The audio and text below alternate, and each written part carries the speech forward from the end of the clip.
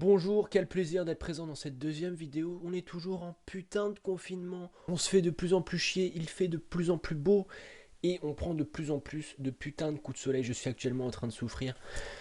Mais quel plaisir. Il faut se tenir droit, c'est important de se tenir droit. Je suis affalé depuis tout à l'heure comme ça parce qu'il faut savoir. Bah oui, il faut savoir. Attendez, on est entre nous là. Je viens de tourner la vidéo en off. C'est-à-dire qu'en fait, je n'ai pas mis la carte mémoire dans l'appareil, le boîtier numérique. Aujourd'hui, on va parler de quoi? On va parler du métier de cascadeur au cinéma. Un métier qui est à mon goût bien trop sous-coté et bien trop peu mis en avant. Parce que c'est quand même un putain de métier quand tu y penses un petit peu et quand tu vas voir de quoi on va parler, ok? Mets-toi en place, prends du plaisir, toujours, c'est le plus important, putain de merde. Ok, bon, commençons par le commencement, c'est le plus important. Le cinéma, il est apparu fin du 19e siècle. Ça peut-être que tu le savais, si tu le sais pas, c'est gratuit, c'est pour toi. Le métier de cascadeur, lui, est apparu au début du XXe siècle. Au début, on n'avait pas trop de mal à trouver des cascadeurs, des acteurs pour ces films, parce que le cinéma, c'était tellement nouveau et tellement apprécié du peu de gens qui avaient vu ça, que tout le monde se battait en fait pour jouer dans les films. Logique, tu vois ce que je veux dire. Les premières cascades qui ont été effectuées au cinéma, c'était pas des cascadeurs en tant que tels, parce que le métier n'existait pas encore. C'était des personnes qui étaient issues généralement du milieu du cirque. Voilà, parce que c'est de là que sont nés les premiers cascadeurs, on va dire. Il faut remonter aux alentours de 1903 pour repérer la première cascade dans l'histoire du cinéma, dans le film The Great Train Robbery. Tu critiques pas, sinon ça va pas le faire, tu vois ce que je veux dire, ok? Be proud of you because you can do what we want to do. Ensuite, 1908, on trouve le premier salaire de l'histoire du cinéma pour un cascadeur. Et oui, 5 dollars. Le mec n'a après tout que sauté d'une falaise de je ne sais pas combien de mètres pour atterrir dans l'eau. À l'époque, on n'était pas seulement cascadeurs. Les premiers grands cascadeurs qu'on a tous connus, qu'on connaît tous du moins de nom, je l'espère, parce que sinon il faut se poser des questions, tu vois ce que je veux dire. Mais les premiers grands cascadeurs, ce sont des acteurs, des réalisateurs, et ils savaient tout faire en fait. Je te parle de Buster Keaton. We're in some little town, small hotel, and I fell down a full flight of stairs to the bottom. They come running up. I sat up and just shook my head and shook it off. Darryl Lloyd.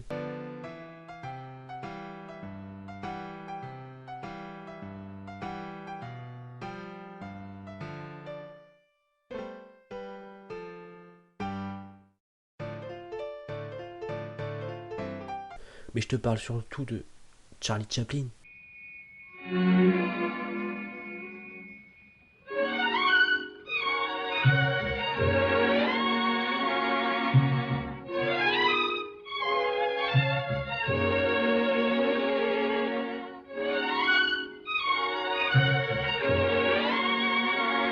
C'est magnifique, je trouve.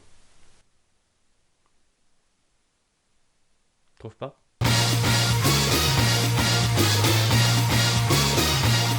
Après le cinéma, il a suivi son cours, il a évolué tranquillement. Et dans les années 60-70, on commence à rentrer dans la cascade que nous on connaît aujourd'hui. C'est-à-dire qu'entre-temps, il y a eu des inventions qui ont fait leur apparition. On a eu l'air rame, une petite planchette d'éjection qui permet aux cascadeurs ou aux acteurs de pouvoir sauter plus haut, plus loin, plus facilement. Il y a eu l'airbag, mais pas l'airbag que tu as dans ta vieille Clio, un airbag qui fait la taille de ta baraque en fait, qui permet aux cascadeurs d'atterrir quand ils sautent, notamment, pourquoi pas, d'un immeuble. Voilà, les gros trucs quoi, tu vois ce que je veux dire. Et aussi le décélérateur, un système de câble qui permet aux personnes sautant en hauteur encore de freiner leur atterrissage et d'atterrir plus aisément, j'ai envie de dire, sur leurs pieds.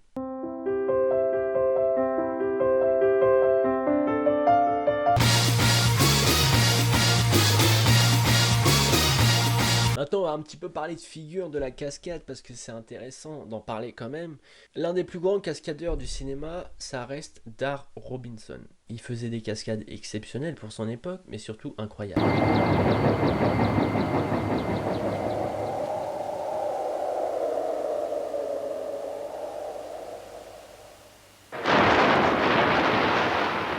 « 100 mètres en chute libre.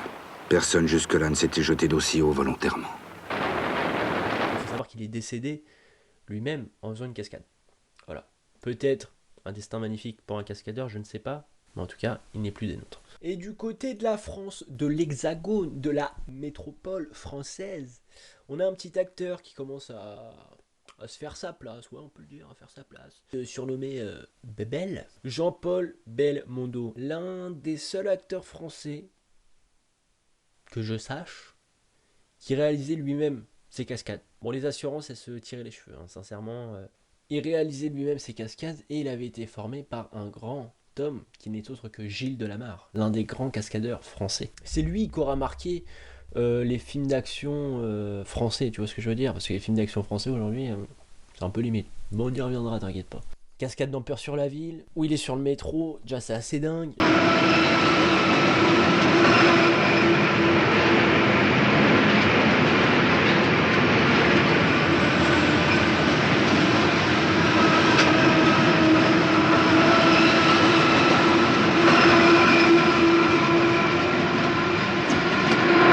D'autres films où il court sur les toits de Galeries Lafayette, c'est assez dingue. À l'époque, croyez-moi, c'était pas facile de faire tout ça.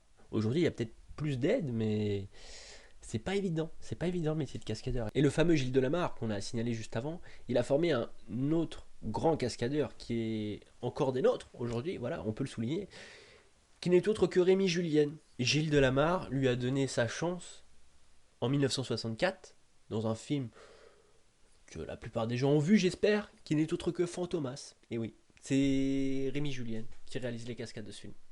Rémi Julien, c'est un cascadeur qui est spécialisé dans une spécialité logique.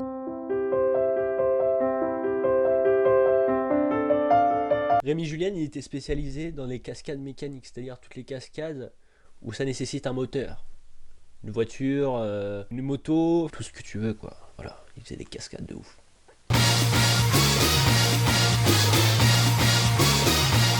C'est dans les années 70 qu'une nouvelle discipline va apparaître dans le milieu de la cascade, les arts martiaux. Et oui, développés par Bruce Lee. Sacré Bruce.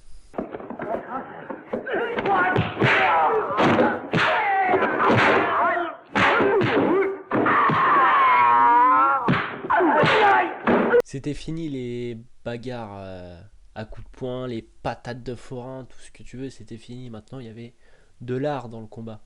C'est ça qui rend beau les combats qu'on peut voir au cinéma aujourd'hui, c'est qu'ils en sont très inspirés. Et quelques années plus tard, tu as deux autres grandes figures des arts martiaux qui vont arriver et prendre leur place dans le milieu. Jet Li et Jackie Chan, qui sont des références.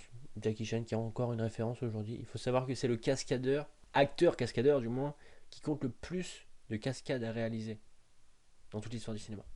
Il faut souligner quelque chose, c'est que dans le métier de cascadeur, tu peux pas être cascadeur et faire tout type de cascade, en fait. C'est rare, du moins c'est très rare, j'en ai pas trouvé personnellement, peut-être que vous en connaissez, peut-être que votre oncle est cascadeur et vous ne le savez pas. Et oui, ça arrive. Tu vas pas appeler le même cascadeur pour La Fureur du Dragon et pour Fast and Furious, ok ?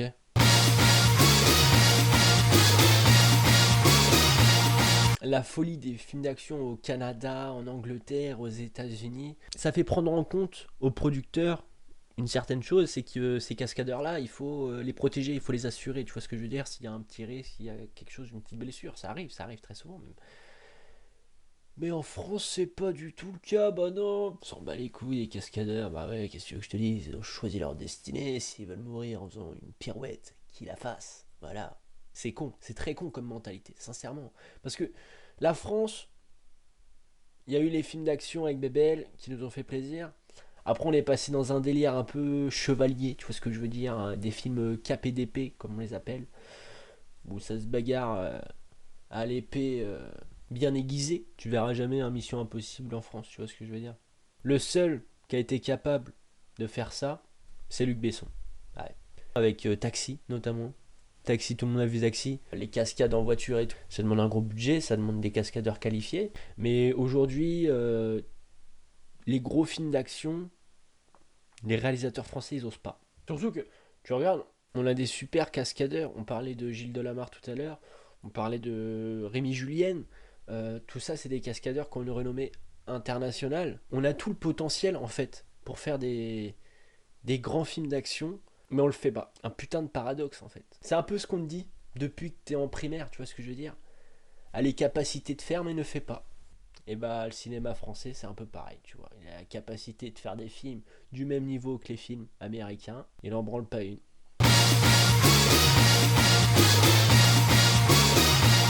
Et après, ce que je trouve aberrant quand même dans le milieu de la cascade, c'est que tout ça, c'est toujours pas récompensé en fait. Il n'y a pas d'Oscar, il n'y a pas de César du meilleur cascadeur. On a réussi à mettre des Oscars en place pour certaines branches du cinéma, tels que les monteurs. Maintenant, le meilleur monteur de l'année est oscarisé. On oscarise les acteurs, on oscarise les réalisateurs. Cascadeur quand même, je veux dire, c'est pas rien. Et ça pourrait prendre encore plus de place, parce que derrière ça, t'as les costumiers, les maquilleurs, t'as plein de métiers qui, dans le milieu du cinéma, qui sont pas encore récompensés. Et tu te demandes pourquoi, parce que leur taf, il est beaucoup plus grand que ce que tu imagines en fait. Beaucoup plus grand que tout ce que tu imagines. Et c'est dingue, c'est dingue. Comment finir une bonne vidéo avec ça? On va parler des petits accidents maintenant. Que voilà, je vous l'ai dit, le métier de cascadeur, c'est un métier à risque. On va commencer par Jackie Chan. Et ouais, Jackie, il a pas peur des cascades. Et dans le film Police Story, en 1985, il y a une scène où il doit glisser sur un poteau électrique avec des guirlandes tout autour de lui, électrifiées bien évidemment, sinon ce n'est pas drôle. Et Jackie, pendant cette prise de vue, bah il s'est brûlé au 2e degré et il s'est déboîté le bassin. Et oui, déboîter le bassin, comme ça, et ton corps il est là, enfin c'est spécial, ouais, spécial. Oh yeah, Police Story, the line.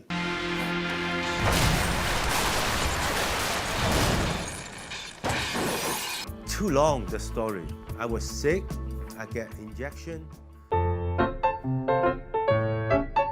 Là c'est un peu moins gai parce qu'en 1994, Brandon Lee, le fils de Bruce Lee, est décédé sur le tournage de The Crown. L'acteur ne s'est pas relevé après une scène de tir sur le plateau de tournage. Tout le monde pensait que c'était une blague, sauf que là il s'est pas relevé, c'était pas une blague. Et dans le putain de pistolet, c'était pas des balles à blanc. Alors je sais pas qui est le con qui a rempli le pistolet, mais pose-toi des questions mon ref, sérieusement quoi. Je me demande si c'est pas l'accessoiriste, mais l'accessoiriste il connaît vachement bien son métier quand même. Je sais pas, faut mener l'enquête.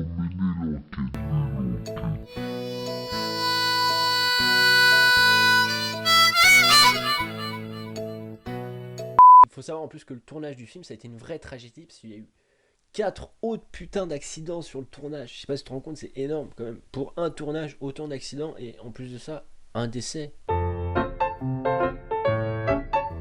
Je vous parlais d'un cascadeur maintenant qui est très courageux. Wayne Michaels. Dans GoldenEye, en 1995, le fameux James Bond, j'espère que tu connais quand même. Le cascadeur doit sauter dans le vide d'une hauteur de 229 mètres. 229 mètres, ok? Depuis un barrage. Un barrage où il y a de l'eau qui passe et tout. L'eau est tombée en bas. Sauf que là, la différence, c'est qu'en bas, il n'y avait pas d'eau.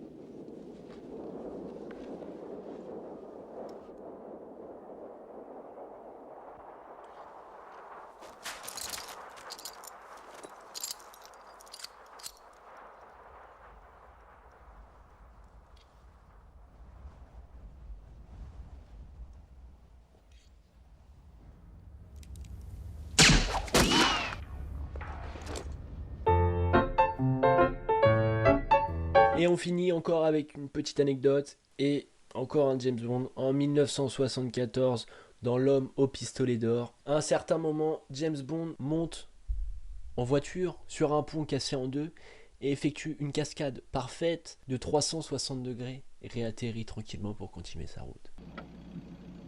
T'as pas l'intention de te lancer? Oh, que sinon de bougre. Vous n'avez encore jamais vu une belle cascade?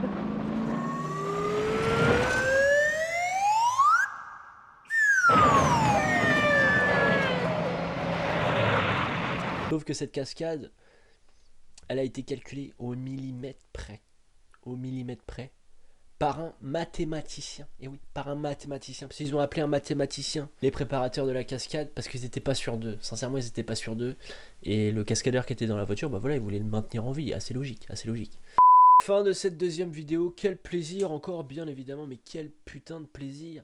J'aime bien vous parler de choses un petit peu méconnues dans le milieu du cinéma, peut-être m'aventurer vers d'autres choses, mais j'aime bien connaître mon sujet aussi, voilà. Et ça me fait toujours plaisir d'en parler et de moi-même trouver des choses qui m'intéressent et qui me surprennent, parce que c'est vrai que je fais beaucoup de recherches aussi à côté.